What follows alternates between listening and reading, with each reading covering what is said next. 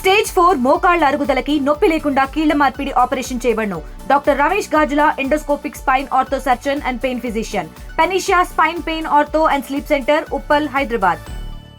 42% reservation కి సంబంధించి దీక్షకు పూనుకుంటున్నారు ఎమ్మెల్సీ కవిత. ఇప్పటివరకు అనుమతి లభించడానికి కాస్త ఇబ్బందికర పరిస్థితి ఉంది. కోర్టుకు వెళ్లే ఆలోచన చేస్తూ ఉన్నారు. సాయంత్రం వరకు తేలేటువంటి అవకాశం ఉంది. 72 గంటలు దీక్ష చేస్తాం, నిరాహారం, నీళ్లు తిండి లేకుండా దీక్ష చేస్తాం. నాతో పాటు చాలా మంది జాయిన్ అవుతారు.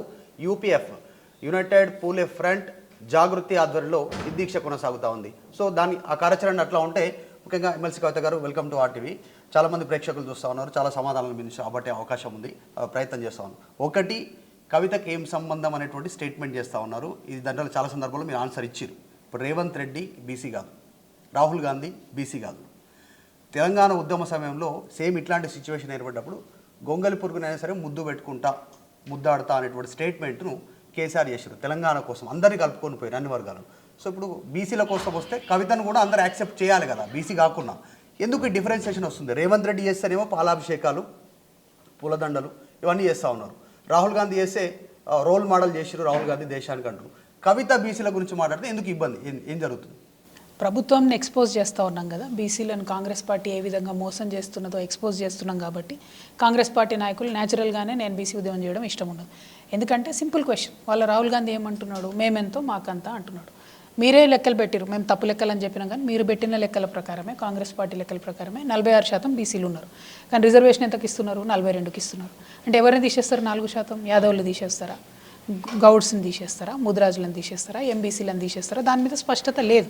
అంటే ఇక్కడ పాయింట్ ఏంటంటే, వాళ్ళు చేసేటటువంటి అంశాలను, వాళ్ళు చేస్తున్నటువంటి తప్పులను ఎప్పటికప్పుడు తెలంగాణ జాగృతి, యునైటెడ్ పూలే ఫ్రంట్ మేము ఎక్స్పోజ్ చేస్తున్నాం కాబట్టి మేము చేసే ఉద్యమం వాళ్ళకి నచ్చలేదు. అందుకని వ్యక్తిగత విమర్శలకు ప్రభుత్వం పూనుకుంటుందని నేను అనుకుంటున్నాను. ఒకటి, రాష్ట్రంలో ఒక 4-5 డేట్లు చాలా బిజీ షెడ్యూల్లో ఉన్నటువంటి 4, 5, 6, 7. ఒకటి, మీరు రేపటి నుంచి దీక్ష అంటున్నారు, ఆల్రెడీ రేపు పాదయాత్ర కంప్లీట్ చేస్తున్నారు. మీనాక్షి నటరాజన్, అక్కడ ఒక డిఫరెన్సియేషన్ వస్తుంది. రేవంత్ రెడ్డికి వ్యతిరేకంగా పాదయాత్ర ఒక చర్చ జరుగుతుంది. అదే రోజు 5వ తారీఖు రోజు ఢిల్లీ పోతున్నారు. అదే 5వ తారీఖు రోజు కేటీఆర్ కూడా బృందంతో ఢిల్లీ వెళ్తూ ఉన్నారు. ఈసీ కమిషన్తో ఆయన ఎలక్షన్ కమిషన్తో భేటీ అవుతున్నటువంటి పరిస్థితి. సో డేట్ అంతా బిజీగా ఉంది. మీరు ఈడ దీక్ష సందర్భంగా పర్మిషన్ రాకపోతే ఫర్దర్ ఏం చేస్తారు? ఇంట్లో దీక్ష చేస్తారా? ఇంట్లో మీకు మద్దతుకు వచ్చేటవారు అరెస్ట్ అయ్యేటువంటి సిచ్యువేషన్ ఉంటుంది. గతంలో ప్రభుత్వాల నిర్ణయాలు ఇట్లనే ఉంటాయి. ఏం చెప్పదలుచుకున్నారు రేపు దీక్ష ద్వారా? ఇంకా దాని తర్వాత స్టెప్స్ ఎట్లా ఉంటాయి? అంటే ఒక్కటైతే తెలంగాణ ప్రజలకు తెలుసండి, కవిత ఎప్పుడన్నా ఏదన్నా మాట్లాడితే, ఒకటి, సమాచారం లేకుండా మాట్లాడదు, 2, ఇచ్చినటువంటి మాట వెనక్కి తగ్గదు. నేను ఆల్రెడీ ఏం చెప్పాను, 72 గంటలు నేను నిరాహార దీక్ష చేస్తాను అని చెప్పాను. మేము చాలా వినమ్రంగా అనేక పర్యాయాలు ప్రభుత్వాన్ని విజ్ఞప్తి చేస్తున్నాం. ఎందుకంటే మేము ఎన్నడూ కూడా అల్లరి చేయలేదు, ఎన్నడూ కూడా ప్రభుత్వం ఇచ్చినటువంటి టైంని కూడా వైలేట్ చేయకుండా మేము చాలా జాగ్రత్తగా, శాంతియుతంగా దీక్షలు చేసినాం. రేపు కూడా చేస్తామని చెప్పి మేము అడగడం జరిగింది. వాళ్ళు ఇచ్చితే మంచిది, ఇవ్వకపోతే సెకండ్ ఆల్టర్నేటివ్ కోర్టుకు పోతాం. దయచేసి కోర్టు వారు మాకు న్యాయం పక్షాన్ని నిలబడతారు, బీసీ బిడ్డల పక్షాన్ని నిలబడతారని బలంగా నమ్ముతున్నా. కోర్టు ఇస్తుంది అనుకుంటున్నాను. కోర్టు 72 గంటలు ఇస్తే మాత్రం మేము వెనక్కి తెగే ప్రశ్నే లేదు. ఎక్కడుంటే అక్కడ, ఒకవేళ ప్రభుత్వం అరెస్ట్ చేస్తే ఇంట్లో కూర్చుంటాం, వాళ్ళు పోలీస్ స్టేషన్లో పెడితే పోలీస్ స్టేషన్లో దీక్ష చేస్తాం, హాస్పిటల్లో పెడితే హాస్పిటల్లో దీక్ష చేస్తాం. దీక్ష చేసుడు మాత్రం గ్యారంటీ. నేను, నాతో పాటు ఎంతమంది వస్తారన్న ఇష్యూ మీకు ఇవ్వడం జరుగుతుంది. సాయంత్రం వరకు అన్ని పేర్లు కూడా ఇస్తాం. సో అల్టిమేట్గా దీక్ష కంపల్సరీ. దీక్ష దేనికోసం? కాంగ్రెస్ బీజేపీ చేస్తున్న మోసాన్ని ఎక్స్పోజ్ చేయడం కోసం చేస్తున్న దీక్ష కాబట్టి ఖచ్చితంగా చేస్తాం. బీసీ పక్షాన నిలబడుతున్నందుకు బీసీ సంఘాలు మద్దతు తెలుపుతున్నారు. బయట నుంచి కూడా కొంచెం మద్దతు ఉంది మీకు. విమర్శలు ఉన్నప్పటికీ కూడా కాంగ్రెస్ పార్టీలో కొద్దిమంది మీ అంశాన్ని ఇంటర్నల్గా సపోర్ట్ చేసే వాళ్ళు ఉన్నారు. బీసీల గురించే కదా మాట్లాడని అనేటువంటి. పక్కన పెడితే సొంత ఇంట్లో నుంచి, కుటుంబం నుంచి కవితకు మద్దతు లేదు, పార్టీ నుంచి మద్దతు లేదు. బీసీ నాయకులు చాలామంది ఉన్నారు తెలంగాణలో. గంగుల కమలాకర్, మాజీ మంత్రి తలసాని శ్రీనివాస్ యాదవ్, శ్రీనివాస్ గౌడ్, తర్వాత స్వామి గౌడ్, ఇట్లా చాలామంది నాయకులు బీసీ నాయకత్వాన్ని రిఫ్లెక్ట్ అయ్యేటువంటి నాయకులు ఉన్నారు. ఒక్కరూ మాట్లాడట్లేదు కవితకు పాజిటివ్గా కానీ మద్దతుగా కానీ. రీజన్ ఏంది? పార్టీ పరంగా పక్కన పెట్టాడు, కవిత మంచిగా చేస్తుంది కదా బీసీ అంశం అని మాట్లాడట్లేదు. ఏంటి రీజన్? నేనేమంటున్నా అంటే అండి, ఎప్పుడైనా ప్రజల ఆకాంక్షకు అనుగుణంగా నడుచుకునేటటువంటి నాయకులు ప్రజల్లో మిగులుతారు. లేకపోతే వనమిడిచిన కోతులైతారు, జనమిడిచిన నేతలైతారు. అది వాళ్ళు డిసైడ్ చేసుకోవాలి. ఫస్ట్ థింగ్, ఎందుకు మాట్లాడతలేరన్న ప్రశ్న మీరు వాళ్ళని అడగాలి. నన్ను అడిగితే నేను మాత్రం ఎవరు మద్దతున్నా లేకపోయినా, న్యాయమైన అంశం అయితే, నిజాయితీ ఉన్న అంశం అయితే ఇప్పుడైనా ఎప్పుడైనా మాట్లాడినా ఫ్యూచర్లో కూడా నా వైఖరి అట్లనే ఉంటుంది. రేవంత్ రెడ్డి మొన్న బీసీ రిజర్వేషన్ గురించి నిబద్ధతతో కులగణన చేశాను, ఆ రిపోర్ట్ అంతా అందజేస్తానని చెప్పిన తర్వాత సోనియా గాంధీ లేఖను చూపించుకొని స్టేట్మెంట్ చేశారు. సో సిచ్యువేషన్ ఏముంది అనుకుంటారు స్టేట్లో?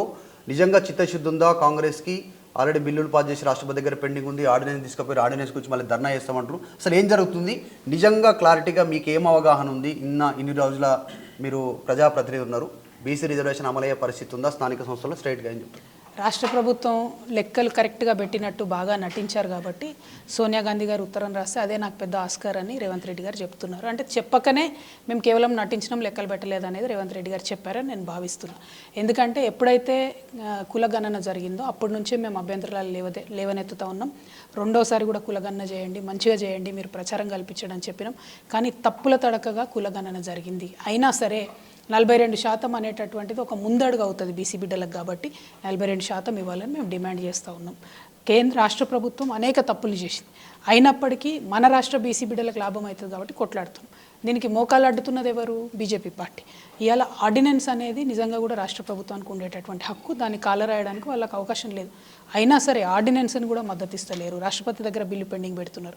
సో ఈ రెండు పార్టీల వైఖరి ఎక్స్పోజ్ చేయడానికే మేము దీక్ష చేస్తాం. బీజేపీ ఒక్కటే క్లారిటీ ఉంది ఇప్పుడు అన్ని పార్టీలలో. కాంగ్రెస్ ఏమో పోరాటం చేస్తున్నామని చెప్తున్నారు, మీరేమో బీసీ బిల్లు కోసం దేనికైనా ముందుకు పోతాను మీరు చెప్తా ఉన్నారు. బీజేపీ ఒకటే క్లారిటీగా ఉంది, 9th షెడ్యూల్లో పెట్టడం వీలు కాదనేటువంటిది పార్టీ ప్రెసిడెంట్ రామచంద్రరావు క్లారిటీ ఇచ్చారు. బండి సంజయ్ ఒక స్టేట్మెంట్ చేశారు కేంద్ర మంత్రి, ముస్లిం రిజర్వేషన్ ఇది బీసీ రిజర్వేషన్ కాదు, కాంగ్రెస్ అమలు చేయబోతా ఉంది, ముస్లింలను దీంట్లో తప్పిస్తేనే మద్దతు చెప్తాం, లేకపోతే అప్పటిదాకా ఇచ్చేది లేదనేటువంటి స్టేట్మెంట్ బీజేపీ. అంటే నేనేమంటున్నా అంటే అండి, భారతీయ జనతా పార్టీ నిజంగా కూడా నిన్న ఇందిరా పార్క్లో దీక్ష పెట్టడం అన్నది నవ్వులాటగా ఉంది. ఎందుకంటే ఆర్డినెన్స్ ఏదైతే గవర్నర్ దగ్గర ఉందో దాని మీద సంతకం పెట్టించాల్సింది వాళ్ళే, అట్లానే రాష్ట్రపతి గారితో సంతకం పెట్టించాల్సింది కూడా వాళ్ళే పెట్టి మేము ఇవ్వలేమని ఇస్తామని రకరకాల మాటలు చెప్పడం బీసీలను మోసం చేస్తున్నారని నేను బలంగా నమ్ముతున్నాను. ఒకటి. రెండు, వీళ్ళు ముస్లింలను ఉంది కాబట్టి మేము సపోర్ట్ చేయమంటారు. అసలు ముస్లింలు ఉందన్న విషయం కాంగ్రెస్ చెప్పిందా? చెప్తే ఆ కాగితం ఎక్కడుంది? అది బయట పెట్టండి. అసలు ఎప్పుడు చెప్పింది? మేము అదే కోరుతా ఉన్నాం. ఇక్కడ రాష్ట్ర ప్రభుత్వం ఏమో లెక్కలు చెప్పదు, క్లారిటీ ఇవ్వదు. అక్కడ కేంద్ర ప్రభుత్వం ఏమో వీళ్ళు చెప్పినట్టుగా మేము ఇవ్వమని చెప్పి బ్లాక్ చేస్తాం. అల్టిమేట్గా మధ్యలో నష్టపోయేది ఎవరండి? బీసీ బిడ్డలు నష్టపోతూ ఉన్నారు. కాబట్టి నేను ఇద్దరు ప్రభుత్వాలను కూడా కోరుతా ఉన్నాను, మీరు చిత్తశుద్ధితో ముందుకు రండి, మీరు అవకాశం ఇవ్వండి. ఇస్తే బీసీలకు బిల్లు మంచి సాధ్యమవుతుంది. వచ్చేటటువంటి లోకల్ బాడీ ఎన్నికలలో బీసీ నాయకత్వం నిలబడేటటువంటి ఆస్కారం ఉంటుంది. Thank you. జై తెలంగాణ. చివరగా రేపు స్థానిక సంస్థల ఎన్నికల్లో జాగృతి తరఫు నుంచి మీ అభ్యర్థులు ఎవరైనా నిలబడేటువంటి అవకాశం ఉందా? ఎవరైనా నిలబడాలని ఇంట్రెస్ట్ చూపిస్తే బీసీ యువకులు నాయకులు ఎవరైనా మీరు మద్దతు తెలుపుతారా? చివరికి దీనికి యాడ్ అండ్ క్వశ్చన్, రేపు 2028 ఎలక్షన్స్ తర్వాత బీసీ ముఖ్యమంత్రి కావాలన్నట్టు డిమాండ్ ఊపందుకుంటుంది, ఆ విషయం పైన నువ్వు ఎన్ని ఫ్యూచర్ క్వశ్చన్లు అడితే నేను ఎట్లా చెప్పాలి? నేను మళ్ళీ మాట్లాడతా, దీక్ష తర్వాత మళ్ళీ మాట్లాడదాం. Thank you so much. జై తెలంగాణ. ఇది ఎమ్మెల్సీ కవిత 72 గంటల దీక్ష చేయబోతున్నారు. అనుమతి ఇచ్చినా అనుమతి ఇవ్వకపోయినా దీక్ష చేస్తారనేటువంటి స్టేట్మెంట్ చేస్తున్నారు. వీడియో జర్నలిస్ట్ జాఫర్తో మధు మల్కేడ్ గారు, హైదరాబాద్. తెలుగులో ఫాస్టెస్ట్ న్యూస్ యాప్ ఇప్పుడు కొత్త అవతారంలో 5 సెకండ్లోనే పూర్తి వార్తా సమాచారం మీ చేతిలో. సోషల్ మీడియా ట్రెండ్స్ మీ కళ్ళ ముందుకే live TV and voice search ఆప్షన్స్తో ఇప్పుడే డౌన్లోడ్ చేయండి. యాప్ లింక్ డిస్క్రిప్షన్లో ఉంది.